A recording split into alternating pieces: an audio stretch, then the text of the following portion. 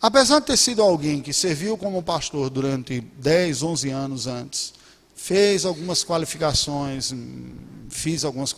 missionárias, missiológicas, para ir para o campo, nada disso foi suficiente para a gente lidar com as situações que a gente enfrenta depois que a gente chega na realidade. Não é? A realidade sempre se impõe de uma maneira imprevisível. É uma ilusão você achar que vai se preparar de uma maneira plena e perfeita e depois é só aplicar o que você já estudou. Isso é uma ilusão até idólatra, uma expectativa de controle total sobre a situação que a gente nunca tem. Só Deus tem controle sobre todas as coisas. Né? E eu me lembro que entre as discussões que nós tínhamos lá na Albânia, nós tivemos um momento muito bom, especialmente o primeiro ano, de conversas, de planejamentos, de colaboração dentro do trabalho como um todo. E no meio de tudo aquilo, a gente se debateu de uma ordem muito prática, naquela discussão essencial, né? Qual é a missão da igreja? E uma das coisas que eu percebi, no meio, à medida que conversava com o pessoal, é o seguinte. Hoje, quando se fala sobre missões ou missão da igreja, cabe tanta coisa no meio dessa definição, que parece que você não consegue mais achar a definição disso.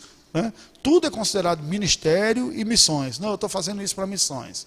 Aí tem ministério de música, ministério de ação social, ministério da educação, ministério de planejamento, ministério da comunhão, ministério da recepção. Né?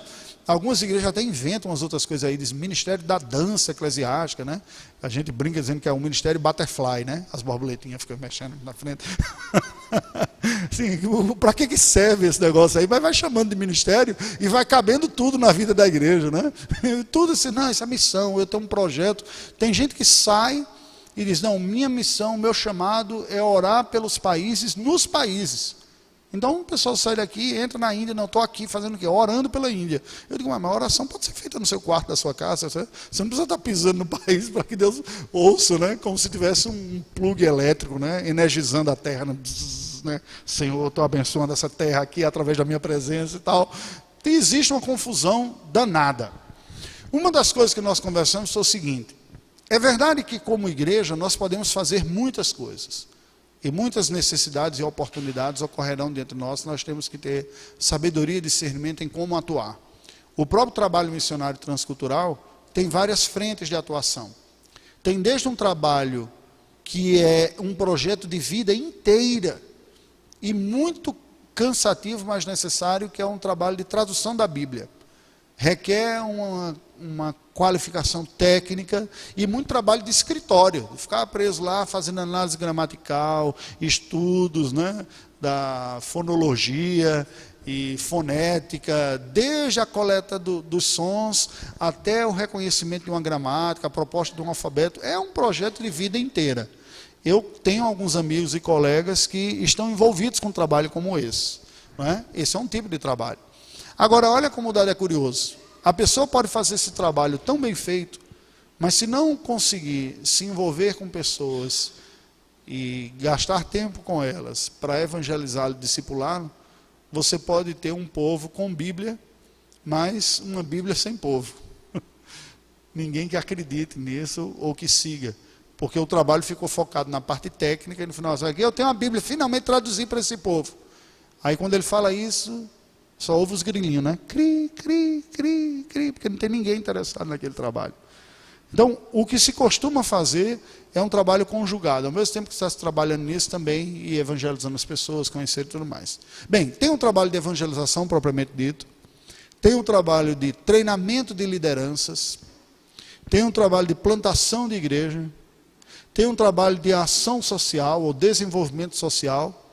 Há várias frentes de trabalho. Se você pegar, eu trabalhei, estive vinculado há mais de 4 anos à Agência Presbiteriana de Missões Transculturais e em várias partes do mundo nós temos vários tipos de trabalhos diferentes.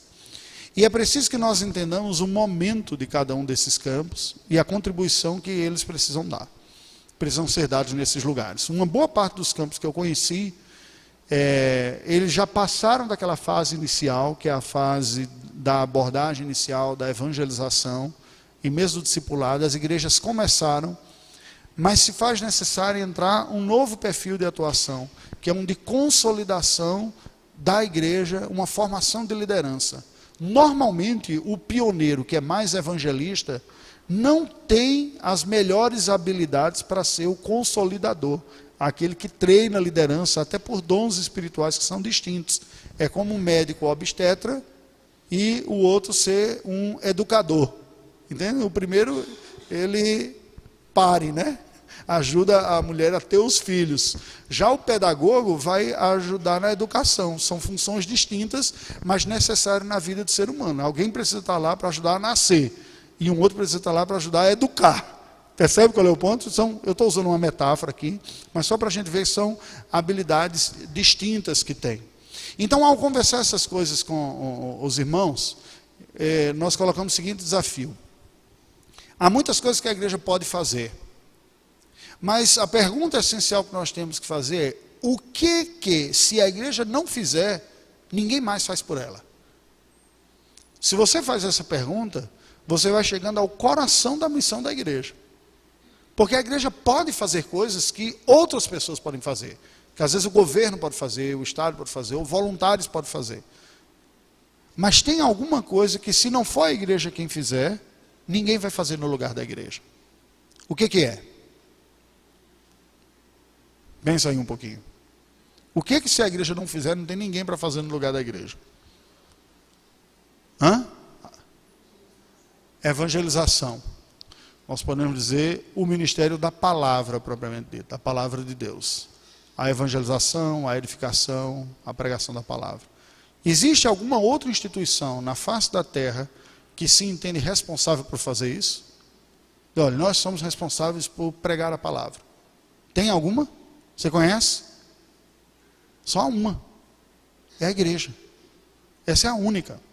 Mateus 28, depois que o Senhor Jesus desenvolveu todo o seu ministério, nos últimos versículos, ele dá uma palavra que, embora seja pessoal, também é definidora e institucional da missão da igreja. Mateus 28, de 18 a 20, últimas palavras do nosso Senhor Jesus Cristo. Jesus, aproximando-se, falou-lhes, dizendo: toda a autoridade me foi dada no céu e na terra. Portanto, é bom prestar atenção no que ele está falando. Quem está falando é aquele que tem toda a autoridade, no céu e na terra. É maior que o prefeito, que o governador, que o presidente da terra, e maior que todos os anjos e capeta, demônios, de tudo que tiver aí do lado do céu. Ele tem toda a autoridade. E ele disse o quê? Ide, portanto, e fazei discípulos de todas as nações, batizando-os em nome do Pai, do Filho e do Espírito Santo, e ensinando-os a guardar todas as coisas que vos tenho ordenado. E eis que estou convosco todos os dias até a consumação do século. Isso aqui é a missão da igreja. A missão, o chamado da igreja é fazer discípulos de Jesus Cristo. Embora esteja traduzido aqui como ide, como se fosse uma ordem, um imperativo, na língua grega que foi escrito no Novo Testamento, aqui está como subjuntivo, um verbo auxiliar aqui, que normalmente se traduz pelo gerúndio, indo. À medida que a igreja está se espalhando pelo mundo, que nós vamos caminhando, nós temos que ter essa consciência desse chamado, em primeiro lugar, de que nossa vocação é fazer discípulos de Jesus Cristo. Treinar discípulos de Jesus. É nesse sentido que nós dizemos que todos somos missionários. Todos nós, na instância que nós estivermos, somos seguidores de Cristo, chamados a viver para Cristo e para a glória de Cristo, e servir o próximo onde quer que estejamos. Essa consciência não brota naturalmente. Ela vai sendo formada à medida que eu estou estudando. Veja que o Senhor Jesus diz, ensinando-os a guardar todas as coisas. Nós iniciamos a vida cristã com uma consciência pequena, fraca até, mas suficiente para salvar pecadores como eu e você. Uma consciência dupla. Todo pecador se torna cristão pelo despertamento de duas consciências só. Só duas certezas básicas são suficientes e necessárias para tornar um pecador um cristão salvo. A primeira, eu sou pecador, e a segunda, Jesus é meu Salvador. Eu me lembro do John Newton, autor daquele hino Amazing Grace, e certa vez ele falou, eu tenho duas convicções só na minha vida. A primeira é que eu sou um grande pecador, e a segunda é que Jesus é um grande Salvador. Isso dá o início à jornada cristã. Saber que eu sou pecador e que Jesus é o meu Salvador, me habilita a começar essa jornada. Mas é só o começo. Se nós pararmos aí, nós seremos discípulos muito deficientes, que não sabe como viver com Cristo, nem para Cristo, nas diversas situações da vida. E aqui consiste em todo o ministério da igreja, e toda a missão da igreja. Para que essa instituição aqui existe? Se não ajudar a formar cada um de nós aqui, melhores seguidores de Jesus Cristo. Entender toda essa vontade de Deus na minha vida, no meu trabalho, na minha família, na segunda-feira, na terça, na quarta, na quinta, e assim eu vou experimentando. Por isso que o Senhor Jesus disse, presta atenção no que eu estou falando, eu sou aquele que tem toda a autoridade no céu e na terra. E eu digo, à medida que vocês saem e vão pelo mundo, vocês são ordenados a fazer meus discípulos. Fazei discípulos é o imperativo aqui. De onde? Qual é a abrangência que nos diz aqui? De onde? De todas as nações.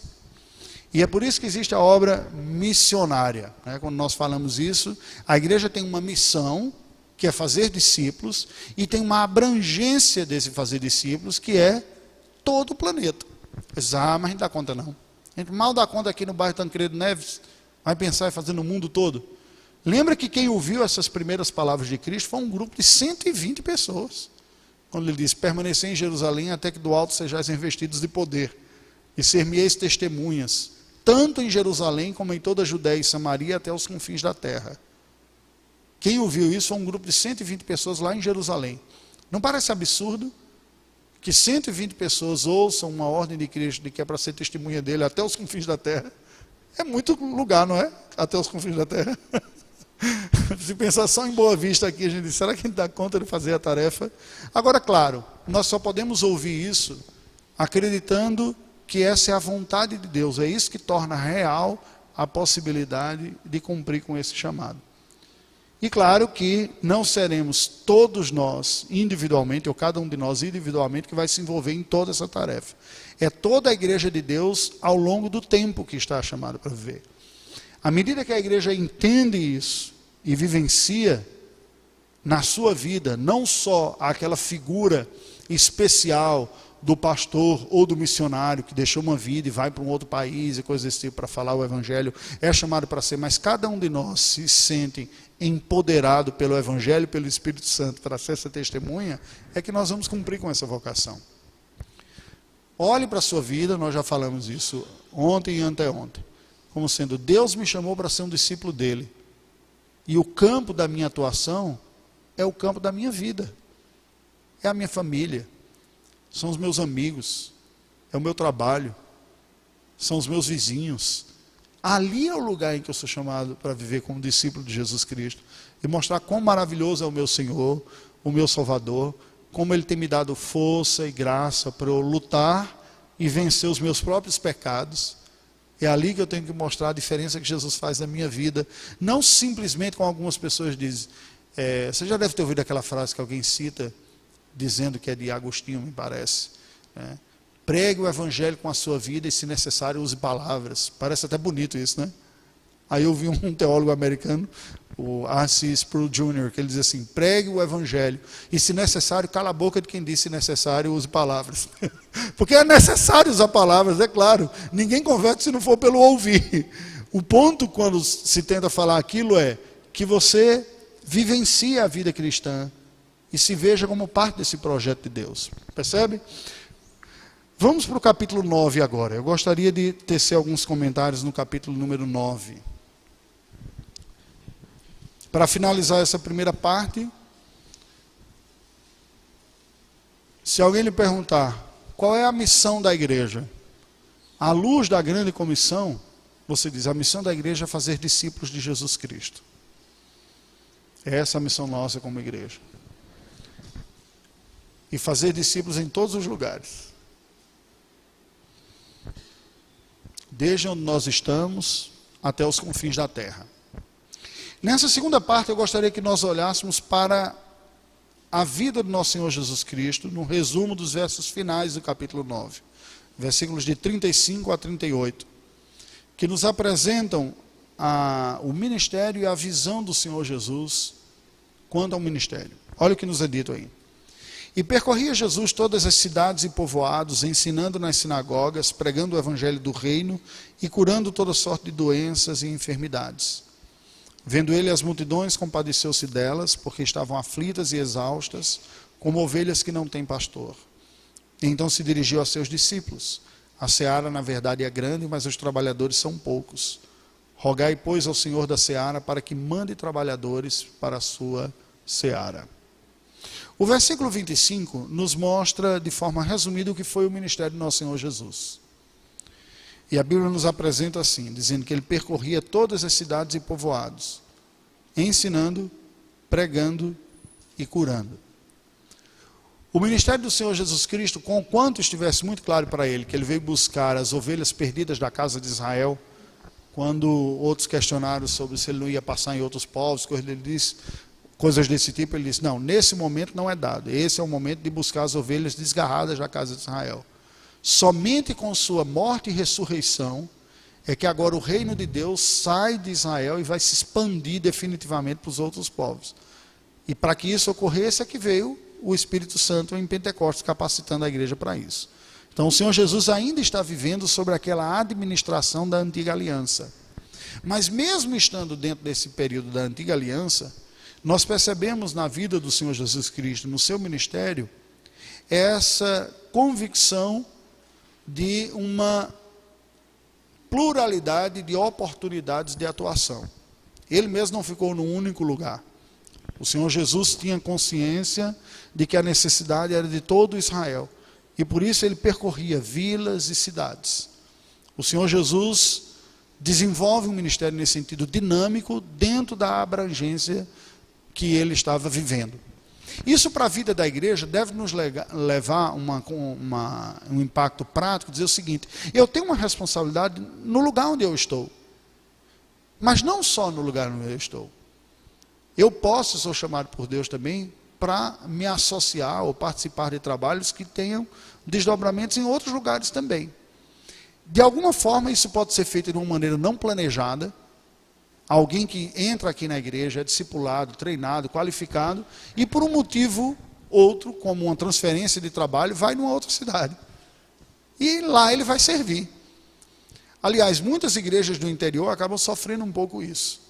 O pastor do interior evangeliza o sujeito, discipula, treina, aí ele vê uma nova oportunidade para fazer um curso de pós-graduação na capital, coisa desse tipo, muda para a capital, o cara já formado, que o carinha que estava lá no interior só fez treinar, né?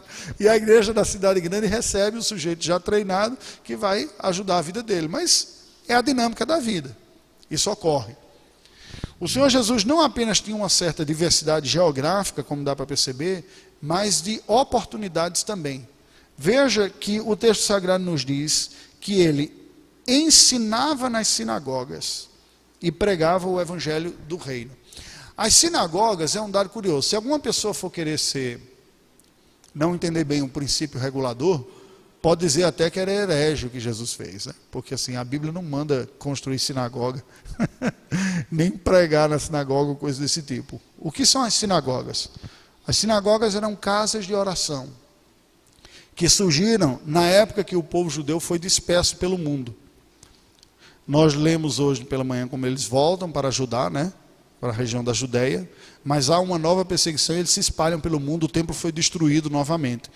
E para que não perdesse o elemento da fé, eles construíram lugares que eram chamados de sinagogas, que eram casas de oração. Eles iam para estudar a leitura, fazer a leitura bíblica do texto corrido, igual vocês estão fazendo aqui, a cada semana lendo um capítulo subsequente do que tinham lá. O rabino pregava um sermão e eles cantavam alguns louvores. Lembra muito o culto protestante histórico, como um culto presbiteriano. Eu tive a oportunidade de visitar uma sinagoga quando morei em Recife. Tinha muita curiosidade. Via sempre um judeu passando na frente, lá um rabino vestido de preto. Eu achava que era o rabino e era, de fato. Até o dia que eu fui lá e eu percebi assim, tem um estilo muito parecido com um culto protestante histórico, não é? Embora não tivesse sido ordenado na Escritura Sagrada isso, porque no Antigo Testamento tinha apenas o templo, as sinagogas foram incorporadas à prática litúrgica do povo judeu quando eles não tinham mais o templo. Só que o templo foi reconstruído na época de Herodes e volta a ter toda a vida do templo. O fato do templo ter sido construído não tirou do povo o hábito de continuar frequentando as sinagogas. E aí isso é um dado curioso, porque o Senhor Jesus se utilizou. Ok, por que eu estou dando esse dado aqui? Aí vamos pensar de forma prática. De forma prática significa dizer, eu tenho que fazer a leitura do momento histórico que eu vivo e das oportunidades de servir ao Senhor e adorar ao Senhor e espalhar o seu conhecimento sobre a face da terra. Há 20 anos atrás não se pensava em usar uma coisa daquela, internet e YouTube. Hoje é uma possibilidade. Você está aqui na terceira igreja de Roraima, filma o culto, o pastor edita ali, depois joga no canal do YouTube e alguém que está do outro lado do mundo pode ter acesso a essa mensagem aqui. Isso é legítimo, isso é viável. Nós cumprimos também essa missão desse jeito, que é uma oportunidade da nossa época. Ontem nós estivemos lá na rádio, né? Já há um certo tempo se faz uso desse tipo de tecnologia. Hoje você tem a web rádio, né? Que você pode colocar lá. São meios que tem de nós podermos divulgar, aproveitar essas oportunidades.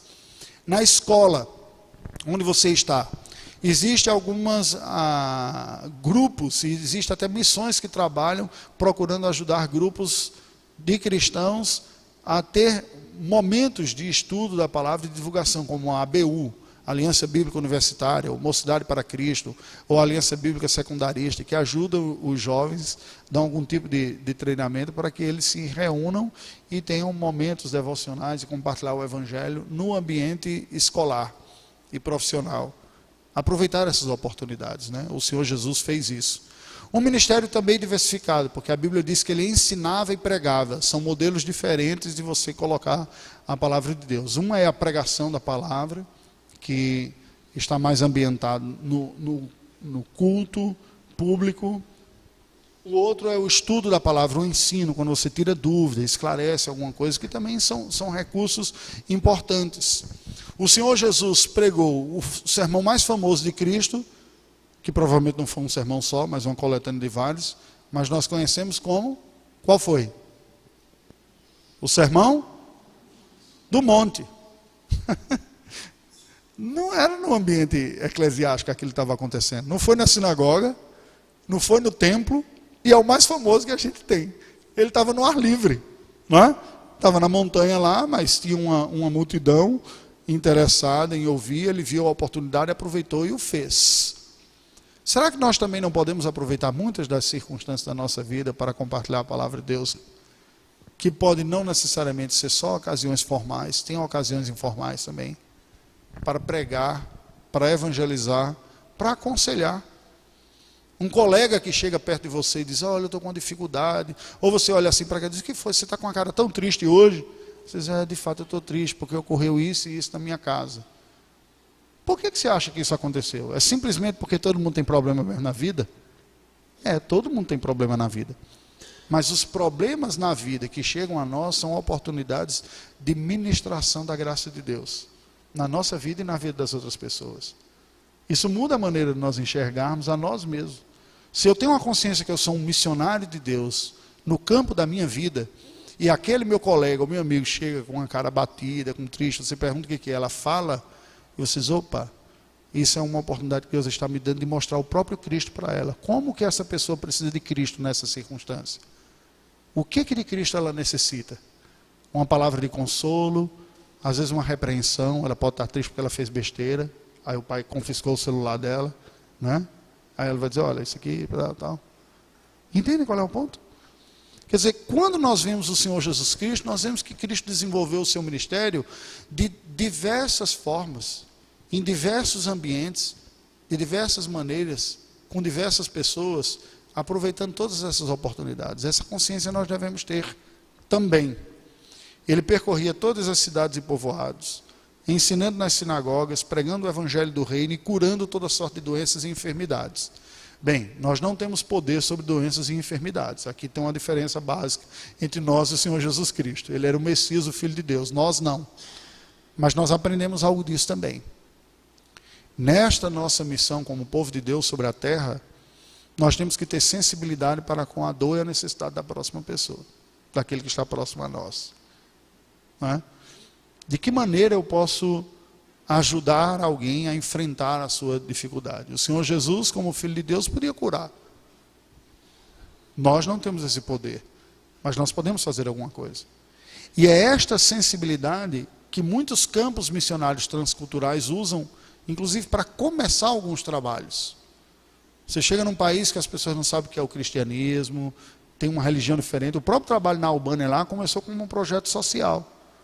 Uma fundação que foi criada e se estabeleceu num bairro intermediário, nem era o centro, nem era a periferia de Tirana, um bairro de maioria muçulmana, e que, ao se instalar lá, ofereceu para a população, especialmente para adolescentes que estavam ao redor, oportunidades de reforço escolar e de entretenimento também. Então foi oferecido curso de inglês, de espanhol, de violão, de computação, planilhas de Excel, coisas para os meninos se qualificarem mais. Depois, noções de hidráulica e elétrica, né? E aqueles meninos que viviam largados durante o dia lá, a própria família encaminhava. Com atividades também de evangelização, e com o tempo o trabalho religioso foi se ampliando. E foi esse o momento que nós chegamos lá. Nós chegamos precisamente para ajudar a equipe a dizer como é que a gente consolida agora a igreja. Porque o negócio começou com aula de informática e coisa desse tipo. Tem um momento ali de reflexão da vida. Ele chamava até assim, reflexões para a vida, no domingo de manhã. Como é? Olha a estratégia do missionário, chegou lá. Reflexões para a vida, vem aqui. Aí as pessoas chegavam às 9 horas da manhã. Não, nós vamos ver várias visões aqui. Cosmovisões diversas do mundo. Budismo, hinduísmo, sendo apresentado. E o último foi o cristianismo. Só que aí nunca mais parou, né? Do cristianismo. Começou. Você quer entender mais do cristianismo? Semana que vem tem mais. Semana que vem tem mais. E depois nunca mais voltou para os outros. Ficou só aquilo. Aí depois de um tempo, né, que estava dando a palestra, aí eles oravam, cantavam um cântico, e aí foi dando uma cara aos poucos, aquele negócio foi se metamorfoseando, né? Ele disse, e agora, como é que faz? Eu disse, rapaz, agora só falta eu ficar com cara de culto mesmo e de igreja, então deixa comigo que eu entro nesse negócio aí. Foi a hora que nós entramos, né? Para trabalhar mais os elementos litúrgicos, e ele passou a chamar, não, é um culto agora, vai começar a tal hora, e a gente vai seguir os padrões. Estudei todo o breve catecismo com o pessoal, né? No momento da liturgia tem a declaração lá, e pregava sobre aquele assunto. Como foi que isso começou? Começou com uma necessidade natural que aquela população tinha ali, e a partir disso o grupo foi ganhando confiança da circunvizinhança, inclusive para questões espirituais.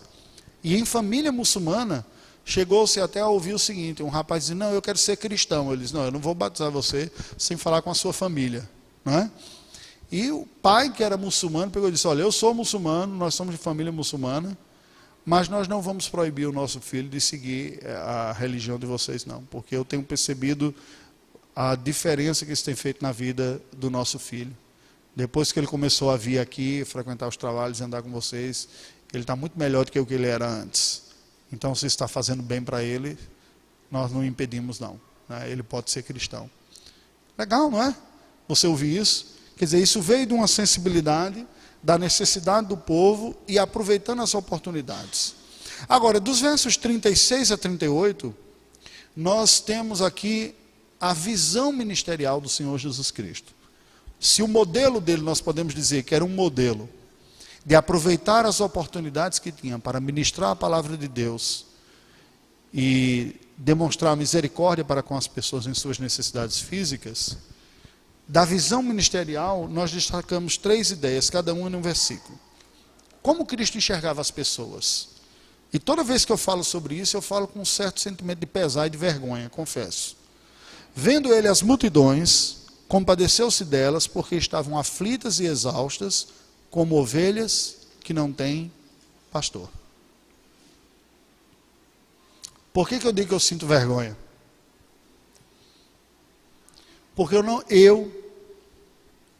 não tenho a mesma visão espiritual que o nosso Senhor Jesus Cristo tem.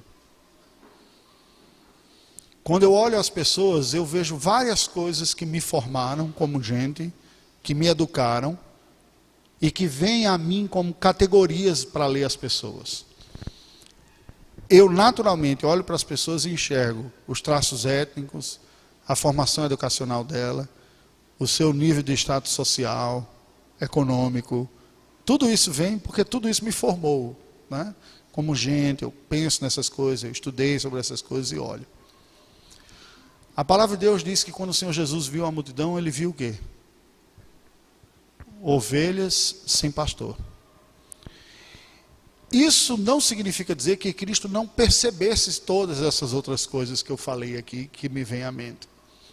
Mas para mim é uma clara demonstração de ordem de prioridade. O que é mais importante na vida das pessoas? Quando você vê pessoas, o que lhe chama a atenção nelas? O penteado, a roupa que ela veste, o look dela. Se está mais moderno, se está ultrapassado, se está brega. O penteado é você que trabalha com isso aí, vai chegar logo, né? A primeira coisa que até diz, fala para o pastor ir lá, porque o cabelo dele está horrível. É claro que a gente tende a enxergar aquilo que é da nossa área de atuação, né? Isso é óbvio. Mas entende o que eu estou falando aqui? Nós podemos nos perder em tantos outros dados que de fato compõem a vida das pessoas e nos chamará a atenção aquilo que é importante para nós. Gente que valoriza muito a aparência, vai ver a roupa, a etiqueta, assim, que marca é essa? Né? Que chinelinho é esse aí? Não é? Aí a pessoa abre a boca e fala, diz, essa conjugação verbal e nominal, que é horrível, você não sabe conjugar nada, fala tudo errado, diz, nós foi, nós vai, os pés da galinha. O que lhe chama a atenção nas pessoas? Quando o Senhor Jesus viu as pessoas, ele viu a condição espiritual delas, em primeiro lugar. E as percebeu como ovelhas desgarradas que não têm pastor. Entendeu agora quando eu digo que eu me sinto meio mal quando eu leio isso? Que eu confesso que isso não é a primeira percepção que eu tenho, muitas vezes. Pessoas que lhe conhecem há anos e nunca desconfiou que você fosse um evangélico e que seguisse a Bíblia. Por quê? Porque provavelmente você nunca a viu como alguém, como uma ovelha desgarrada que precisava ser pastoreada por Cristo, e por isso nunca ofereceu Cristo e nunca anunciou Cristo para ela. Ui! Entende? Cristo olha as multidões e vê o estado espiritual dessas pessoas e ele se sensibiliza por isso. Verso 37. E então ele se dirigiu aos seus discípulos e disse, a seara na verdade é grande, mas os cearenses são poucos, né? Como diz assim, a seara na verdade é a seara, não é o Ceará não, viu? Até porque o Ceará é com C, né? O Ceará é grande, mas os cearenses são poucos, né? Não é isso não. A seara na verdade é grande, mas os trabalhadores são poucos.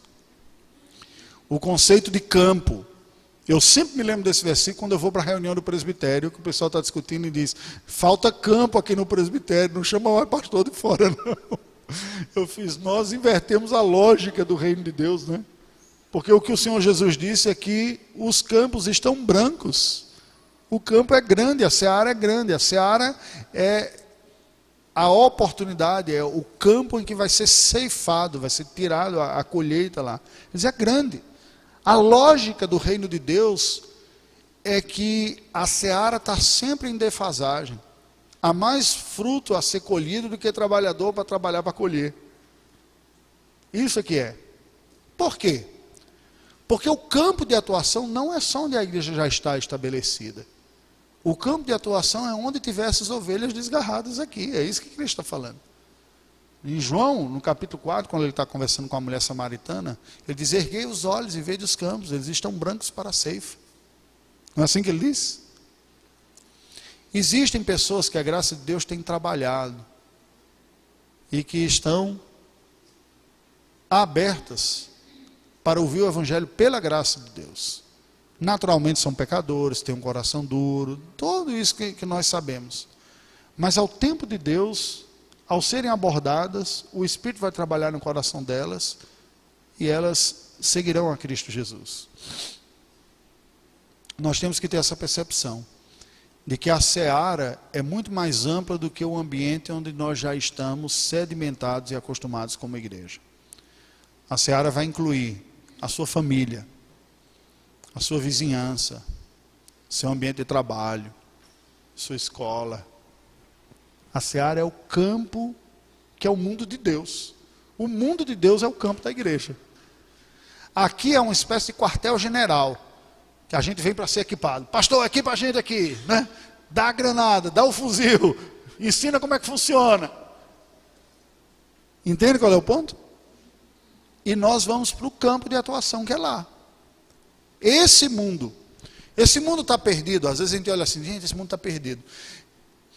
E isso entra naquilo que eu comentei ontem, né? A gente vai se sentindo velho por algumas coisas, né? Primeiro é quando você começa a falar em remédio, exame e doença.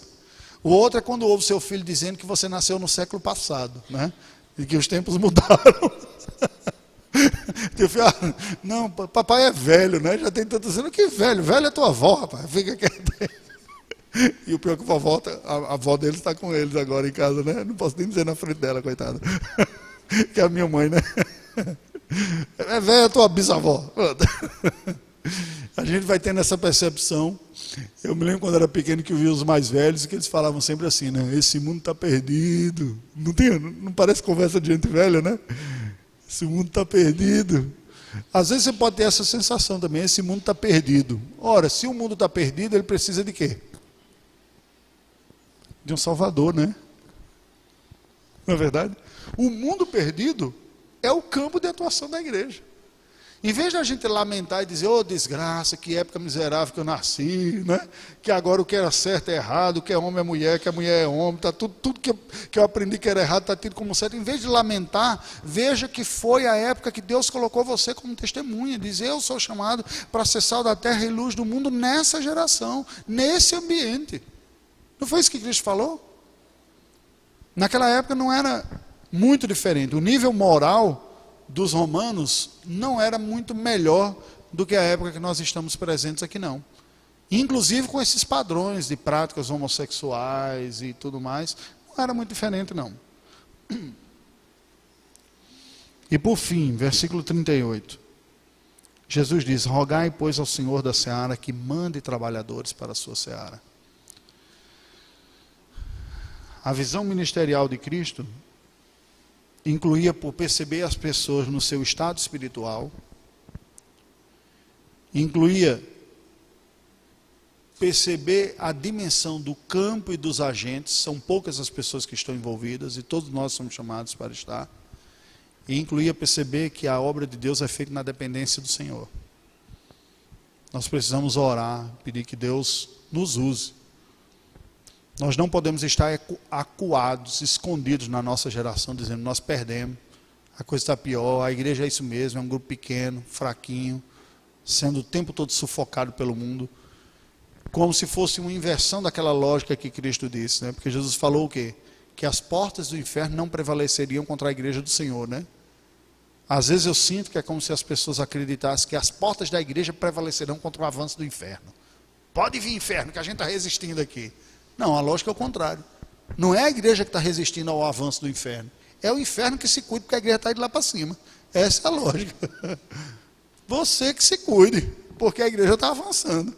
As portas do inferno não prevalecerão contra a igreja do Senhor. E aí eu vou terminar falando Nós tivemos presentes lá na reunião do Supremo Concílio, no meio do ano. O reverendo Marcos esteve lá, eu também, um colega meu foi com uma equipe, ele está trabalhando na Nova Zelândia, e fez um apelo lá no Supremo para alguns trabalhadores para lá. Uma nação que fora uma nação protestante no passado, que enviou missionários, inclusive um desses missionários serviu aqui no Brasil. O seu filho foi diácono na primeira igreja, ele foi um dos primeiros diretores do JMC, que é o seminário que eu estudei, faleceu agora, entre o ano passado e esse ano. Reverendo Ivan Ross. Viveu a vida toda no Brasil. Casou, teve os filhos aqui, os filhos são naturalizados brasileiros, são brasileiros, porque nasceram aqui, já são brasileiros, e ele morreu aqui. ele foi enviado pela Nova Zelândia como missionário para um país que era um campo e que estava precisando ser evangelizado. Hoje, proporcionalmente, o Brasil é muito mais evangélico do que o seu país. E as pessoas vieram do seu país ao Brasil dizendo: a gente precisa que vocês mandem missionário para nós lá. Porque nós não temos mais crentes como a gente tinha antes lá. As igrejas estão esvaziadas, muitas pessoas nem acreditam mais na Bíblia. A denominação presbiteriana nacional se tornou uma denominação liberal. E nós visitamos eu e a minha esposa, fomos lá no meio do ano, conversamos, participamos de alguns encontros, e temos desde então considerado essa possibilidade de retornarmos para lá. E é por isso que eu fecho com aquilo que eu tinha começado falando, pedindo para vocês orarem, né? Entre eles, orar por essa possibilidade, né? Foi feito um convite também. Aí eu pergunto, qual é o campo de atuação da igreja? É todo mundo, né? Obviamente não é todos da igreja que sairão para outros países, não é isso nem o que Deus quer. Igual o endemoniado lá que ele curou, lá de Gadara, que ele disse: eu posso ir com você? Jesus disse: não. Volte e diga para os seus o que o Senhor fez com você. A maioria, Deus vai querer como testemunha sua e como missionário na sua vida, lá, no meio da sua família. Você tem que lembrar que você não é menos qualificado ou menos missionário do que aquele outro que sai. Agora, nós todos somos chamados para fazer discípulos, todos. E a igreja é chamada para fazer discípulos de todas as nações. Nós temos que estar envolvidos com tudo isso. No tempo de hoje, nas demandas de hoje, nos recursos e nas oportunidades que hoje nós temos diante de nós. Como você tem aproveitado? Que Deus nos abençoe.